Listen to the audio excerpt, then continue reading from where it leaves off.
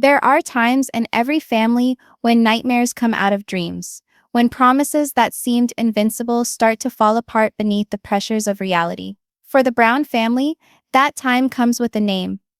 And that name is Coyote Pass. Coyote Pass wasn't simple land. No, it was the heartbeat of Kody Brown's dream, where he vowed his wives and children that finally unity, love, and security would coalesce. He described in vivid color schemes of big homes, with each wife having space of her own, but still being part of one wonderful family compound. He spoke of the laughter ringing out over open fields, running children under the Arizona sun, and a tradition of plural marriage carried with pride into the next generation. To the family, it was supposed to be their forever dream. To the audience, it was the metaphor of whether the Browns would be able to keep up with the demands of contemporary life. But today, that dream lies in shambles, not as a tangible house, but as a hollow reminder of loss. Even from the start, cracks appeared in Kody's master plan. The financial burden of purchasing the land depleted their resources. Homes were promised again and again. Wives who had initially believed in his dream, tired of waiting. Christine, weary of years of empty promises, abandoned both the land and the marriage. Meri, already estranged, silently stood on the periphery, her vision for a family compound a distant memory.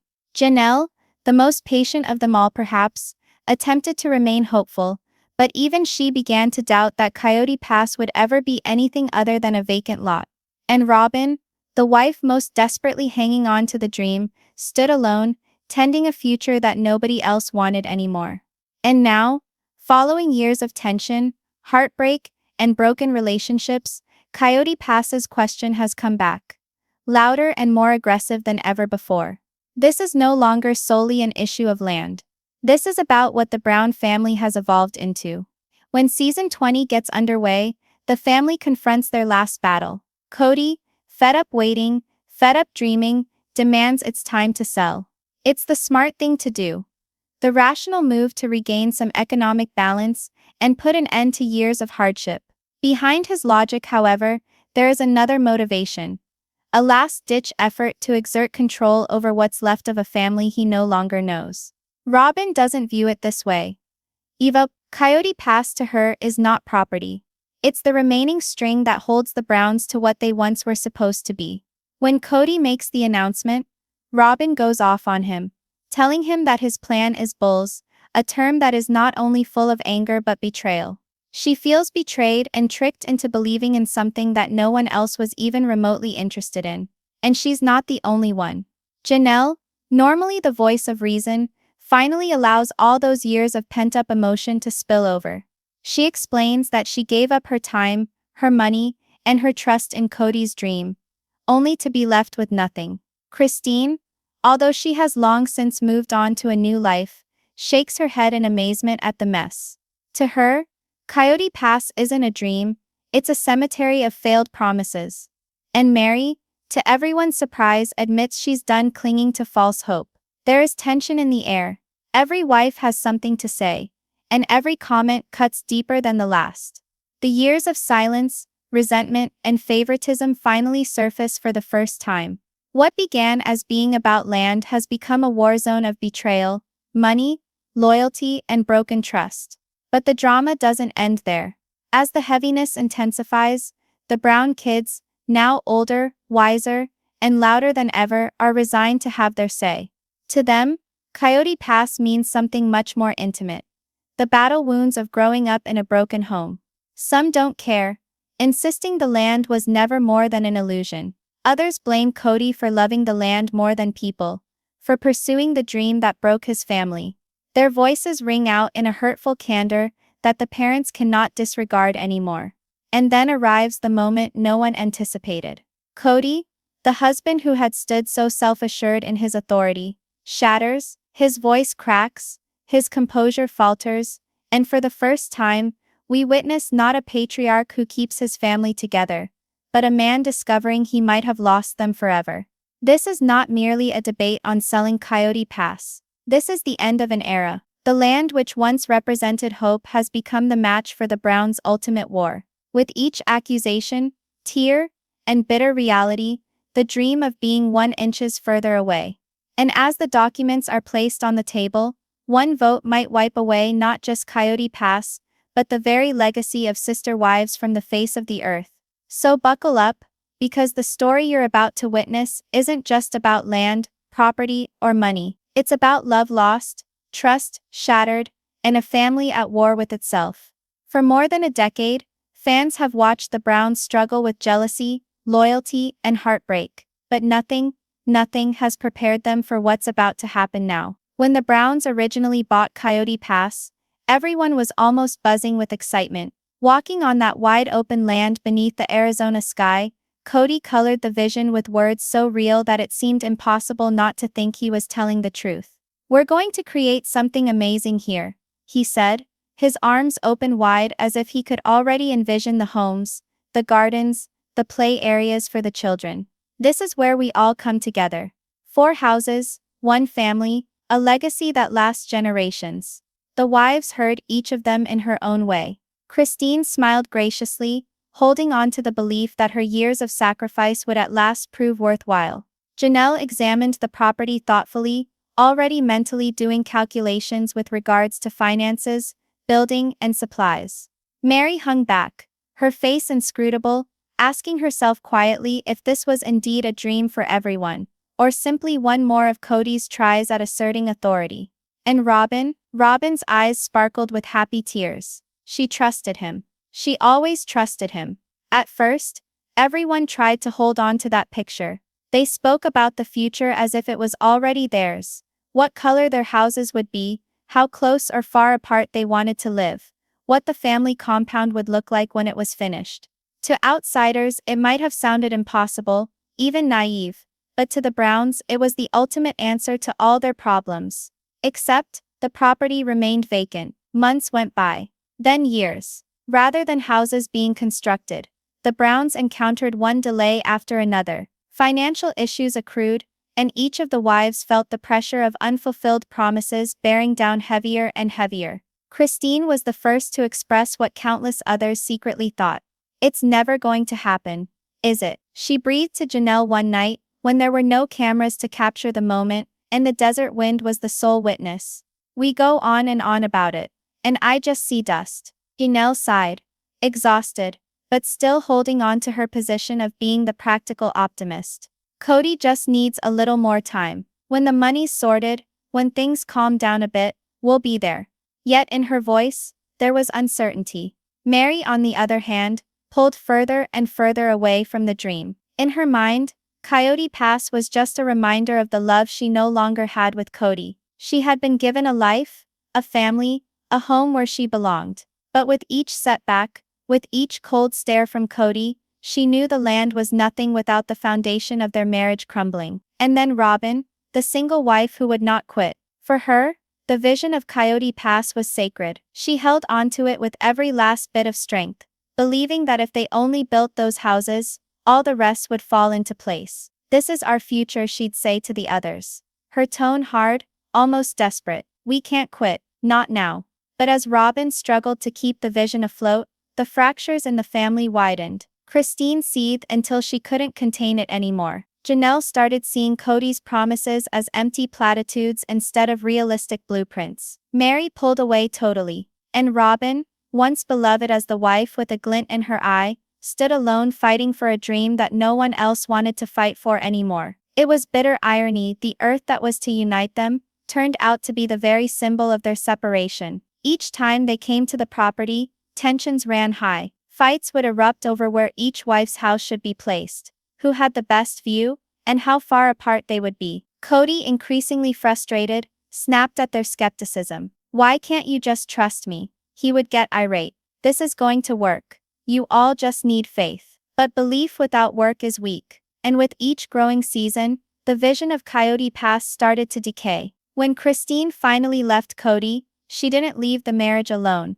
She left the property. To her, Coyote Pass wasn't home, it was a graveyard of broken promises. "I can't waste my life waiting for something that will never come," she said to the cameras in an emotional confession. Her words hit hard, not only to the family, but to the viewers who had been tuning in for more than a decade. For years, viewers had waited for the same thing, a Brown family compound emerging from the Arizona ground. But like the wives, they were left with nothing but barren land and non-stop arguments. Janelle, the most devoted of Kody's partners in this vision, started to perceive things as well. She was the one who had sacrificed the most, investing money, time and effort into the vision. But now that Christine was gone, and Meri was checked out, Janelle couldn't help but wonder if she had been devoted to Kody's vision, or merely blind to his manipulation. And then Robyn's breaking point.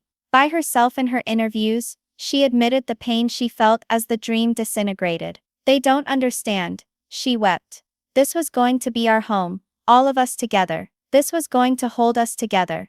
But the reality was obvious. The dream had never brought them together. It had torn them apart, set them against each other, and exposed the cracks that had always existed. Coyote Pass, this so-called promised land, became a bane. And now, on the threshold of its future, the Browns are confronted with the truth. Do they cling to this land that symbolizes everything they've lost, or do they release it, and risk acknowledging the dream of oneness was never even possible in the first place? The decision will not only seal the destiny of Coyote Pass, but it will also determine once and for all whether the Brown family has a future together at all. The desert sun was merciless the day that Kody summoned the family to Coyote Pass. The ground lay barren and dry around them, as if laughing at the years of promise that had never grown. For Kody, the gathering wasn't merely about money, it was about control, about ending once and for all the dream that had plagued them all for far too long. He towered above, arms folded, his sunglasses masking the fatigue in his eyes. His voice cut through the parched field, clear and resolute. "We can't keep dragging on. It's time we accept the fact. The land's not working, it's sucking us dry. The only intelligent thing to do now is sell it." The words dropped like a bombshell. Robyn gasped, shaking her head in disbelief. "Sell it? After everything we've put into this? After everything you've promised us?" Her voice cracked with anger, but underneath it was desperation. For her, this wasn't just a decision about property. It was about the last shred of hope she had left for the family. Kody's jaw clenched. "It's not a vow now, Robyn. It's a weight. We're hemorrhaging money, and the longer we stay with it, the greater it gets. We have to let it go." Janelle, who had been silent until then, took a step forward. Her face was flushed with anger and fatigue. "Do you even listen to yourself, Kody? You're the one who brought us here. You sold us this land as our future. You had us invest our savings, our time, our trust, and now you're asking us just to sell it off like nothing happened?" Kody flung up his arms, shouting, "What do you want me to do, Janelle? Construct houses out of thin air? We lack resources. We lack harmony. The dream is dead. Selling it is the only way to proceed." The silence that ensued was thick, punctuated only by Robyn's shuddering sobs. She looked around at the other wives, hoping to find support in their faces. But what she saw instead was estrangement. Christine, even as she was remarried, and theoretically beyond Kody's reach, couldn't conceal her contempt. She shook her head, slowly crossing her arms. "This is just what I knew was going to happen," Christine exclaimed, her tone bitter. "I spent years believing in this fantasy. You kept us in line with your speeches about family and unity, and it never existed. Now you want to wash your hands of us like it doesn't matter?" Kody's face flushed. "Don't play like you were the victim, Christine. You abandoned this family before you left." The bite in his tone cut through the circle. Christine's lips trembled, but she didn't retreat. "I didn't abandon, Kody. I awakened. There's a difference." Meri, who had sat to the side in silence, finally broke her silence, her voice level but cold. "I don't even know why we're playing this game, like this land was ever even about family. It was about control. Your control. You wanted to keep us all under one roof, whether we liked it or not. And now that it's all falling apart, you want us to think you're the one making the smart decision?" Her words cut more deeply than any of the others. Kody turned to her, his face a look of shock and betrayal. For years, Meri had remained quiet, retreating into her own space as the family fell apart around her. But now, her words held a weight that stilled even him. Robyn, holding on to the vision of what might have been with all her might, advanced, her eyes hot with tears. "No, this land was to be ours. This was to hold us together. We can't just sell it. We can't just give up." Janelle shook her head. "Robyn, Open your eyes. Look around you. Does this resemble unity? Does this resemble a family compound? It's nothing but dirt, and it's destroying us. The words rang out across the empty field, a painful reminder of the reality everyone had been denying. Kody felt the resistance and stiffened his position. You can be angry. You can hate me if that's what you want to do. But this is the reality. We have to sell before we lose even more. I'm not requesting. I'm commanding. It's time. Robyn laughed bitterly, her voice trembling. Oh, of course you are. You've already made up your mind, haven't you? Like you always do. You don't care about what we think. You never did. You just wanted us to live your dream until you didn't believe in it yourself. The air thickened, all the unvoiced grievances at last rising to the surface. Decades of promises hattered, favoritism and betrayal hung in the air, weighing more heavily than the desert heat. Christine walked away, muttering, "This family was done the day you placed Coyote Pass ahead of the people who were meant to be its residents." Meri nodded in agreement. "You can sell it if you want, Kody. But don't fool yourself into thinking this is about money.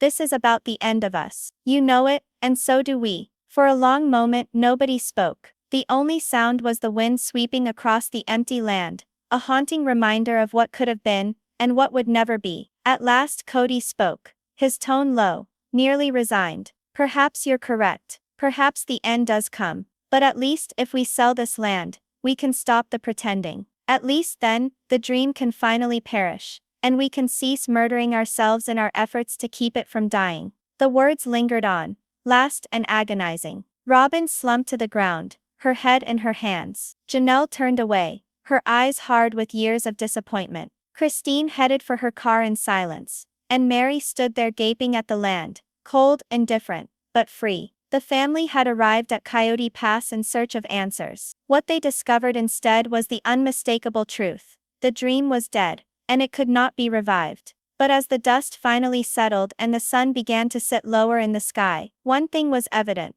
This was merely the start of their most explosive fight ever. The sun had begun to set lower, sending long shadows across the dry ground of Coyote Pass. But the Browns were not about to leave. The silence that came after Kody's revelation had been dense, crushing and unbearable. It was like the years of anger that each of the wives had stored within them had bided their time to finally burst out. And then, it did. Janelle was the first to crack. She had always been so calm, the voice of reason, the one who attempted to reconcile logic with loyalty. But now, all that calmness shattered. Her voice shook, not with vulnerability, but with decades of repressed frustration. "I constructed my whole life on your commitments, Kody," she snapped, her eyes flashing. "I gave you my allegiance. I believed you when you promised this land was our destiny. I stood up for you when the rest of the world didn't believe. And for what? For this." She gestured out around her at the dusty fields, her tone cutting the silence. "For dirt and deceptions."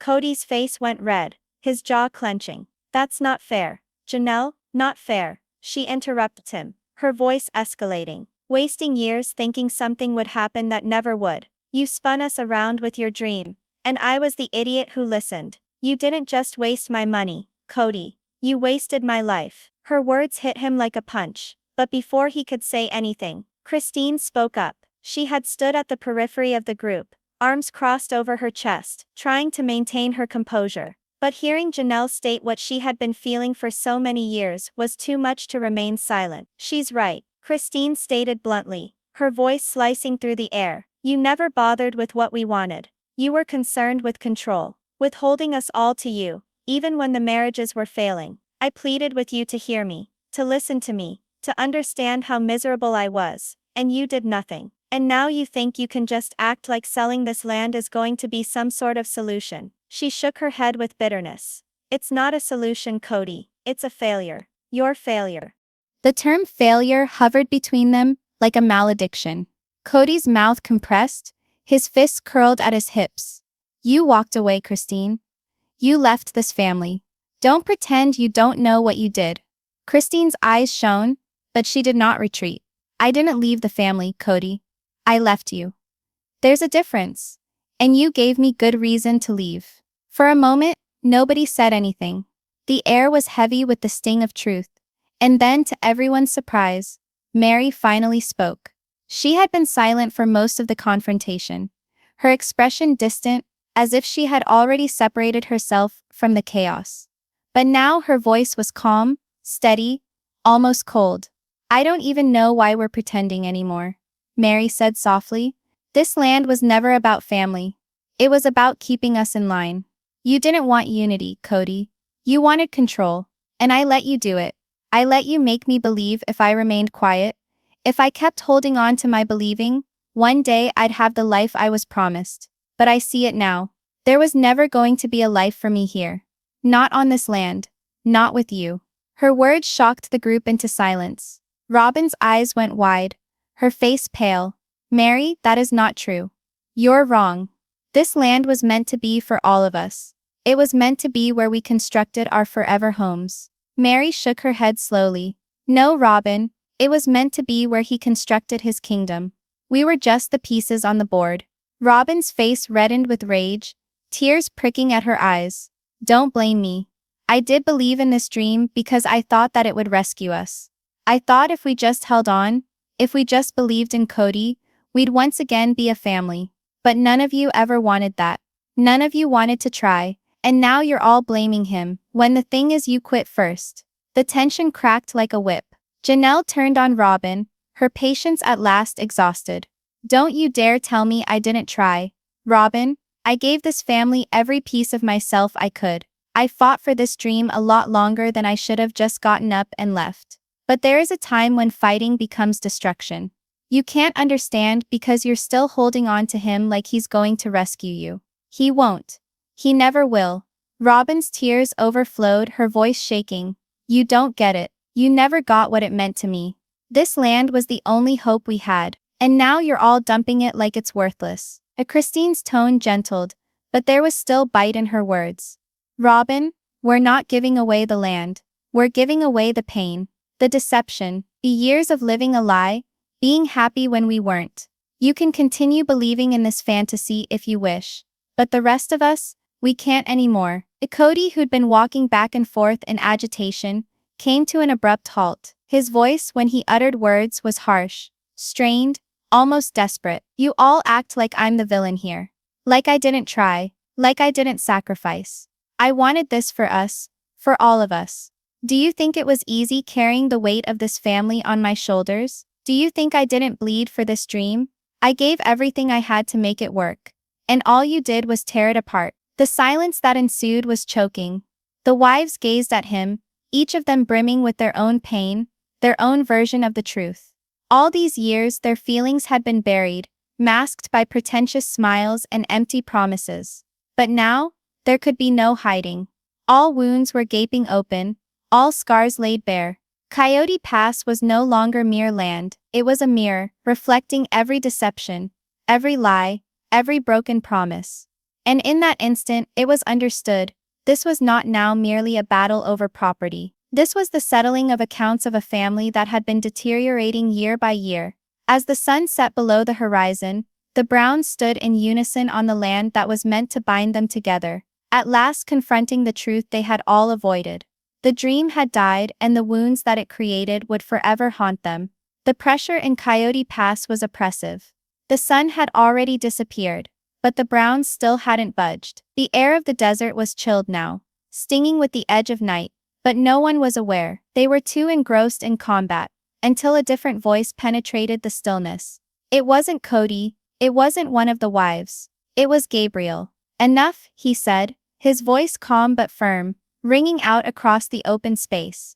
Everyone swung around in his direction, surprised. Gabriel wasn't typically the one to stand up in situations like this, at least, not when his father was present. But tonight, something within him had just snapped. You want to know what I see when I look at this country? He went on, his gaze fixed on Kody. I see shattered promises. I see decades of seeing my mom weep, because she had faith in something that never existed. I see you standing here, playing victim, when you're the one who destroyed us. And I'm tired of it. The word struck Kody like a body blow. His chest constricted, defensiveness and anger surging to the forefront. Watch how you speak to me, son, he growled, his voice low, menacing. But Gabriel didn't waver. No, I've been quiet for too long. You think respect is silent, but respect is something you earn. And you lost mine a long time ago. Janelle's eyes welled up with tears, pride and hurt colliding all at once. She opened her lips to tell him to stop, but Gabriel was not done. You weren't there for me when I needed you. You weren't there for Mom. You weren't there for anyone except Robyn, and now you're here pretending this land means something. It doesn't, not to us. Because you already took all that mattered and discarded it. The crowd stood stock still, shocked into silence. Even Christine, ever the talker, was left speechless. And then there was another voice. This one belonged to Gwendolyn. Gabriel's right, she interrupted, moving forward, her face set in a fierce determination. We all grew up seeing you play favorites. Dad saw how you prioritized Robyn and her children, and put us all back on the shelf. Do you have any idea how much damage that caused? How invisible we became?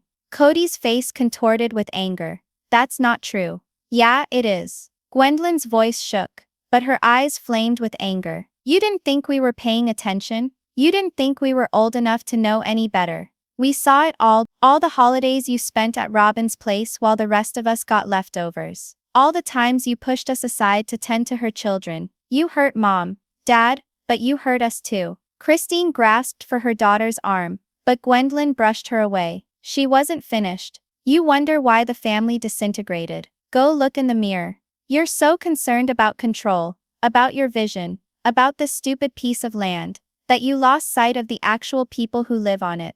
And now you expect everyone else to be to blame for walking away? No. The fact is, we didn't leave you. You left us. The words dangled precariously in the air. Robyn brushed at her tears, staring at Kody with desperation, but even she couldn't find her voice. Then Savannah appeared. Shy, sweet Savannah, Janelle's youngest, who hardly ever said a word, especially in arguments like these. But tonight, even she couldn't hold back. I used to dream about living here, she whispered, her voice shaking. I used to draw pictures of the house I wanted. I believed we'd all be together, like a family. But that was a dream.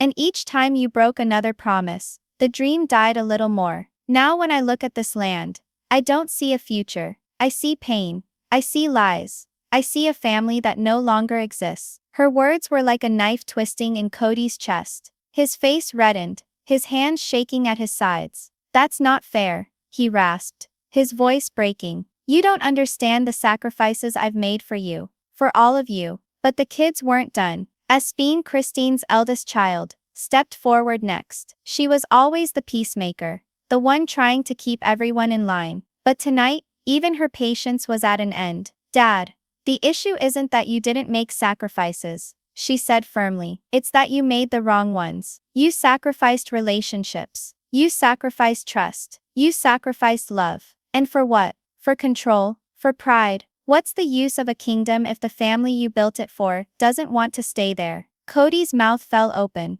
but words were not forthcoming. His children's voices had trapped him in a manner the wives had never been able to do. It was no longer wives against husband. It was about generations of pain, finally spilling into the open. And then, at last, the oldest son, Logan, broke his silence. His voice was even but carried the weight of leadership. This battle isn't about land anymore, Logan announced, glancing around at his siblings, at his moms, and finally at his father. This battle is about us, about years of pain that we've been afraid to speak of. But the truth is, Dad, you lost us before you lost the land. You wanted to leave a legacy here.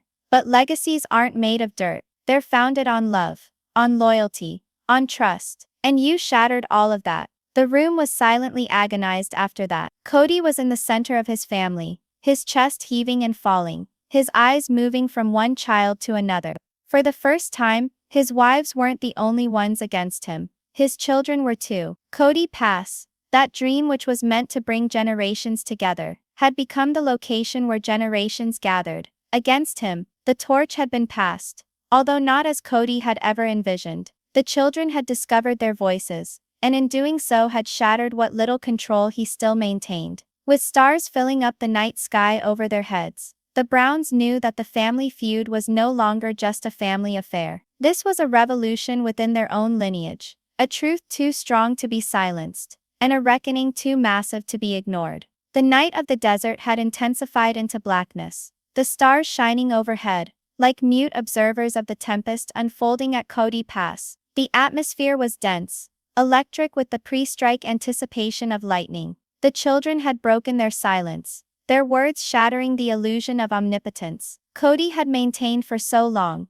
And yet, now, the question remained, what's next? Cody's chest heaved and fell with harsh breaths. He gazed at each of his children. Gabriel's fire, Gwendolyn's wrath, Savannah's devastation, Aspine's logic, Logan's leadership, and something within him nodded. They were no longer little kids. They were no longer under his control. They were adults, powerful, vocal, and strong together. For the first time, he understood that he was outnumbered, not only in numbers, but in reality. But Kody was not a man who conceded defeat easily. "Think you know so much," he snapped, his voice breaking but swelling louder with each sentence. "Think you know how it is to head up this family? To keep it all together while your moms fought and undercut me at every chance? You don't know what it's like to bear that weight." His words rang out, but rather than commanding respect, they seemed to ricochet against the walls of resentment already constructed high around him. Christine moved forward,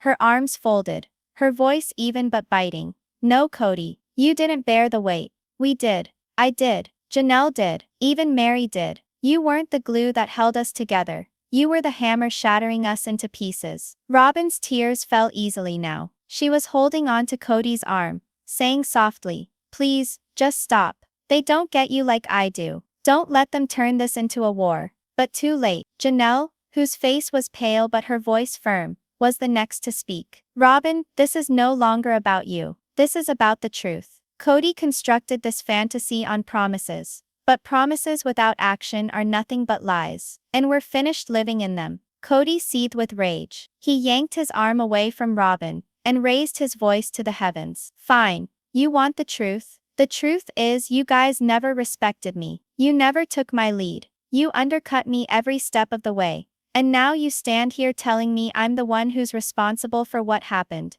Well, I'm not taking the blame anymore." His voice boomed out over the desert, but nobody winced. Not today. Instead, Logan stood up, voice firm and authoritative. "Dad, you're right on one thing. This is about consequences. But they're not only ours. They're also yours. You can't expect loyalty without giving any. You can't expect love without being fair. You can't expect respect while disregarding the hurt you've inflicted. This family is not breaking apart because we let you down. It's breaking apart because you let us down." The silence which ensued was ominous. Even the desert winds held their breath, expecting a response from Kody. His face twisted with anger, but behind his eyes there was something else. Terror. He was losing them. Not only his wives, but his children, his legacy, the empire which he had spent his entire life attempting to create. Christine moved forward, her tone gentle but resolute. "Kody, this was to be a home for our family,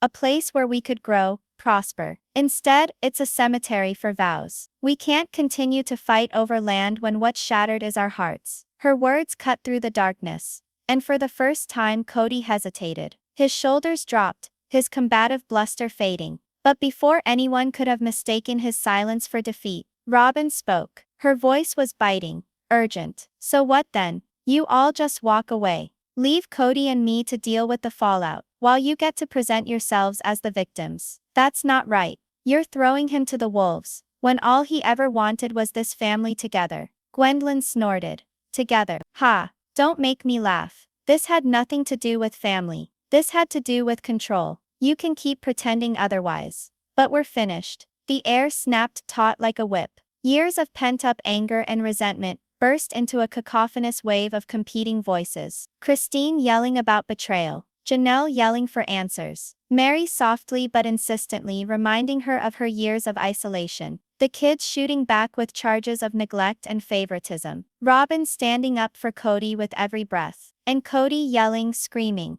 trying to get heard, but being submerged in a tidal wave of truths beyond denial. The desert rang out with the noise of a family exploding. And then, as if the universe itself stepped in, lightning split the air. A distant rumble of thunder swept through the air, quieting everyone. They all stood there, looking at each other beneath the storm-lit sky, chests panting, eyes blazing. It was a silence that comes not from peace, but from wariness. The quiet after a war that leaves no conquerors, only survivors. It was Logan, finally, who spoke. His voice was low, but it bore like a final judgment. This is the breaking point, he said.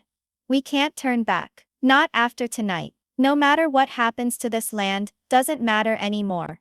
What matters is this family is broken, and it's not going to come back together. His words struck harder than any scream, any accusation. They were absolute, unshakable. Kody's knees gave way a little, and for an instant it seemed like the burden of it all could finally break him. But he straightened himself, pride supporting him, even as the rest of his world fell apart. Robyn had her arm around him, crying softly, "It's just us now, Kody, just us." The others stepped away, one by one, and left him standing in the darkness alone with Robyn beside him. The dream of unity, the vision of Coyote Pass, had perished under the stars. There remained only silence, and the ruins of a family that had broken,